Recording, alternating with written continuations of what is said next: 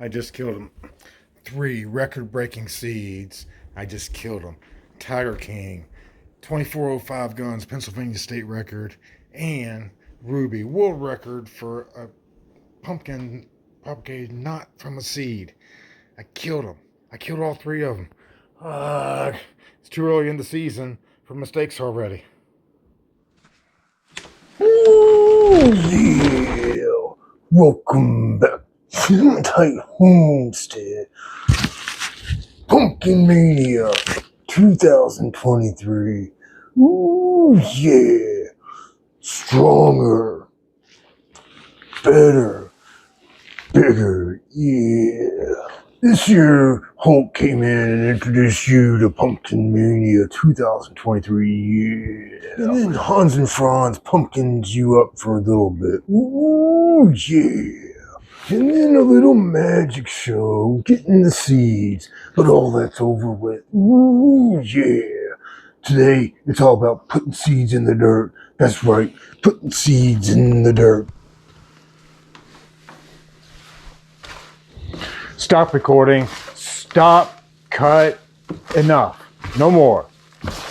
Everything after this went totally, absolutely, horribly wrong. I'm going to tell you how I figured out things were not going right, what exactly was going wrong, and how I fixed it. All right, we're talking all about how my germination went horribly wrong. If you watched my Size Does Matter incubator germinating episode, you already know that this was a huge disaster. But what you don't know is what went wrong, and that's what we're going to walk through right now. So, got my soil prepared, did the squeeze test to get just a little tiny drop of water out. Happy with that. Put the soil in the pots. I sanded my seeds. I also, this year for the first time ever, soaked my seeds. I will never do that again. In the back of my mind the whole time, it was part of the reason that I had the germination failure. But it probably wasn't. I don't think they were related at all. But with that being said, I don't really think that it's a necessary step. I didn't see any added benefit to soaking the seeds. I've been germinating seeds just fine without soaking. This was the first time I ever tried soaking, and I'm probably never going to do it again. Some people soak, some people don't. Some people sand, some people don't. So, do what works for you. I will continue to sand. I will never soak again. Okay, never's a pretty strong word. How about I currently have no plans to soak seeds ever again? All right. So that being said, put the seed in the soil. Had the heat mat that we showed off here when we talked about how we're getting better. Heat mat right here on a towel and on styrofoam. And then my grow tray set right on top of that. Okay, all my seeds put into that. Everything's fine. Day 1 goes by. Day 2 goes by. Day 3 goes by. All right, so now day 3, I want to see what's going on. Check things out. Nothing. All right, yeah, not a big deal. Last year it took me like 10 days to germinate. Of course, I didn't have a heat mat last year, but anyway. All right, no big deal. Days 4, 5, 6, 7. Checking every day. Nothing, nothing, nothing, nothing. All right, so now I'm getting a little bit worried. So I decided to start some backup seeds. Backup seeds, I did a different method. I did the baggie method, and wet paper towel, seed, which I sanded, put it in the wet paper towel in the baggie. And then I didn't put it on top of directly on top of the heat mat because I already had this full of pots waiting on germination. I laid them over just like so. And I had 6 of those, I think, all around here. All right. Put it back in here and wait another day.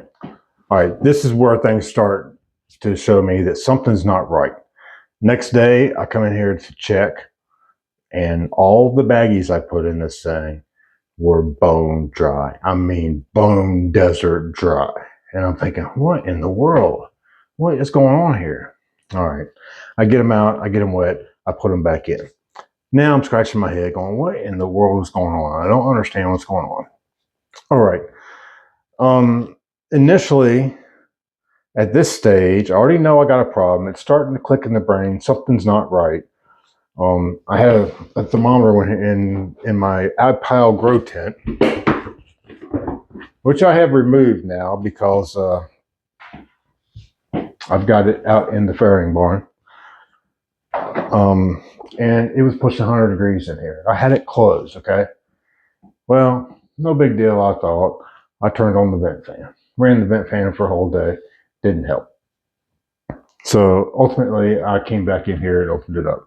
All right, that's not what my problem was. I think that was a non-related side issue, which needed to be corrected. All right, so during my lunch break at work one day, I'm watching YouTube and watching some other pumpkin growers do their things, and everybody's germinating seeds at the same time. And I was watching some germination videos, watching the fellow was doing just about the exact same thing that I was doing, getting the soil moist, putting it in pots, except he was using those biodegradable pots, soaked them in water, put the soil in there, put the seed in there, set it down on the heat mat. And then he reached over and grabbed, what do you think he grabbed? He grabbed this. Now it's starting to click on me. I know what's wrong. I know what's wrong. You know, I had this. I bought this when I bought the heat mat. And I said to myself, man, the heat mat's probably okay, right? It heats up the soil and does what it does. Boy, was I ever wrong. All right, so as soon as I get home, I rush in here. I hook up my thermostat controller and put this in at seed depth. And guess what I got? So here's what I had. Now, I talked to multiple people about this problem when it was occurring. And some weren't that concerned that the temperature of the soil was 96 degrees. Well, I'm telling you, the temperature was not 96 degrees. That was after a cool down period, me trying to get the soil cooled down before I thought, let me take a picture of this. It was 103 degrees when I plugged the thermostat in the soil. All right, so now we already know I messed up. I should have had the thermostat and the controller hooked up to the heat mat to control the heat of the soil. I was basically baking pumpkin seed cakes here in this iPal grow tent. All right, so a couple other things. That wasn't my only issue. So I was trying to germinate in big pots like this. And I don't really understand why, because I germinate everything else that I ever grow here in little small tiny cups. For some reason on giant pumpkins, I'm trying to germinate in these big old things. Okay, so I have the probe inserted in the soil at seed depth. So look at that there. There's a lot of soil between here and here. So that heat mat, heating the whole time, trying to get this way up here. I think, what was it, 85 and a half degrees, I think is what I had it set to. All right, so by the time this finally gets 85 and a half degrees, what do you think's happened to all the soil down in here? Yeah, it's just cooking, just keeps getting hotter and hotter and hotter. All right, so a couple more days went by, and I'm monitoring this real close, and I was like, man, my soil's still too hot, still too hot, still too hot. And what I found is a couple of things. Number one, I had the grow light on. You don't need the grow light for germination. Get rid of that. Cut it off. What was happening with this grow light is it held the temperature, and at this point I was already leaving the door open. It held the temperature high enough in here that these pots could never cool off. And because I was using these big pots and never had an opportunity to cool back down, the probe all the way in the top, it just continuously heated up all the way up here. And even after the thermostat cut the heating mat off, it still continues to heat. It still continues to build up heat because it's still cooking, right? It's just like when you cook meat, steaks, smoked meat or whatever, you got to give it a rest period. And the rest period isn't to let it cool off. The rest period is because it's still cooking. And you got to give it time to stop cooking.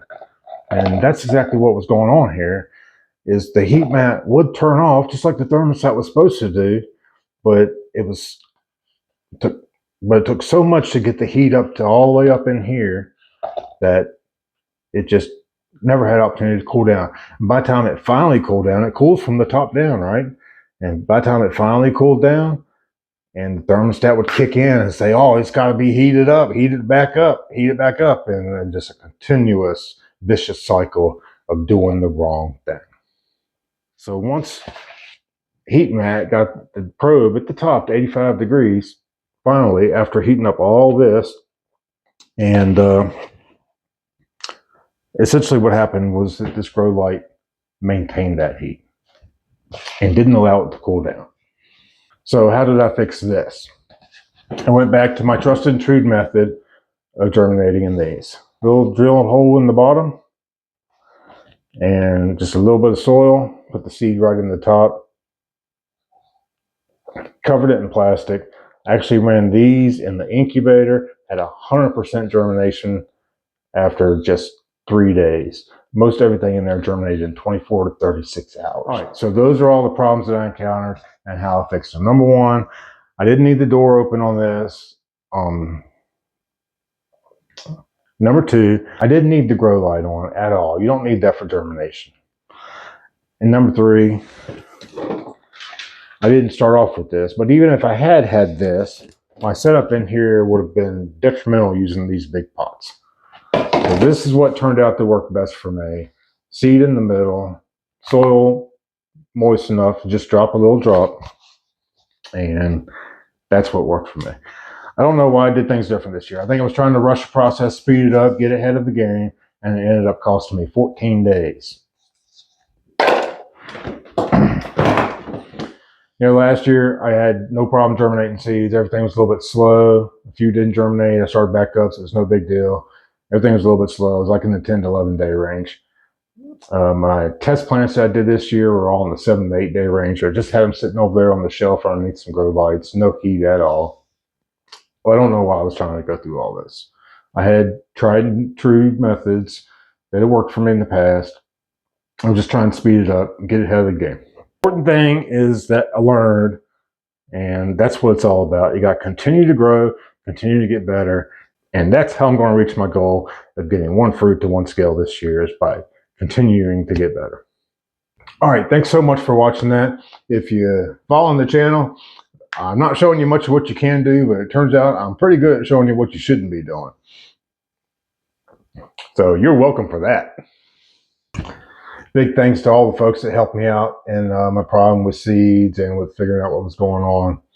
Make sure you subscribe and follow Hematitehomestead, Pumpkinmania, and find out if we get to our goal this year, one fruit to one scale. I got the calendar marked. I know where I want to go. When I want to go there, we just got to get it there. All right, I owe somebody a t-shirt here. I got all the names from the last video in Macho Man's hat. Let's see here. Make sure I get all these right. Frank Pumpkin, Jalen Eid, Mason Bartley, Doug Brindley, and Doc Rodabaugh. So let's see who's getting this week's t-shirt. While I'm drawing this, man, I should have made it clear when I started this t-shirt giveaway. Guys, I cannot send t-shirts out of the country, okay? I've gotten some legitimate comments from out of the country, but I've also, I guess when I advertise comment and win, then it draws the bots in. I've gotten some spammers and scammers and whatnot. Wasn't no big deal. I know the difference. I know how to deal with that. They were all held for review, and I chucked them immediately. But after thinking about that, I was like, oh, wait a minute. I can't send t-shirts out of the country, okay? Thank you for watching. I appreciate it, but I'm sorry I can't send t-shirts out of the country. All right, let's see who won. Frank Pumpkin.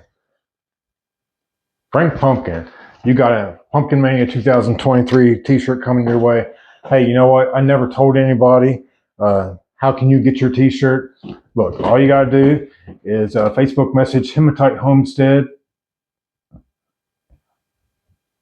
Shoot me your information. Shoot me your shipping address and what size you want. I have extra larges and I have larges, and I'll get them right out to you. If you prefer, you can email us at hematitehomestead@gmail.com. And either way, I promise you it's 100% safe. I will not save your address. I will not share your address. I will send you your t-shirt and I will get rid of your address forever. All right. Thank you so much for watching. Make sure you're still trying to get a t-shirt. All you got to do is comment down there. Just take 2 seconds. Drop me a comment on the video. Let me know what you think of my failure, how I figured out to fix it.